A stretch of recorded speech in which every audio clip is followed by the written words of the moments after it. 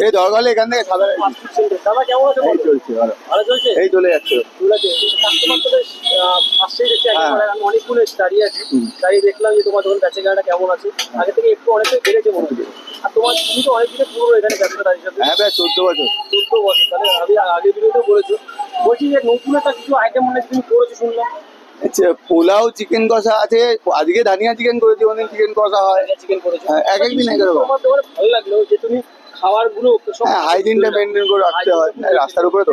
2 নম্বর হচ্ছে সবাই পোলাও চিকেন কষা করছে, তো এক চিকেন কষা খেতে খেতে লোকে বোর হয়ে যাবে, এই ঘুরিয়ে ফিরিয়ে করি, কোন ধানিয়া চিকেন, কোন চিকেন বাটার মশলা, কোন চিকেন কষা। তো এবার মেন ব্যাপার হচ্ছে কি যে আমি এই রথযাত্রা উপলক্ষে তোমাকে আমি বলেছি যে তোমার ভিডিও যারা শেয়ার করে আমাকে স্ক্রিনশট দেখাবে, তাকে আমি এমনি 2 পিস চিকেন, আমি 1 পিস চিকেন এক্সট্রা দেবো। মানে আরেকবার বলো যারা মানে যারা তোমার এই পোলাও চিকেন কষা এই ভিডিও দেখে শেয়ার করে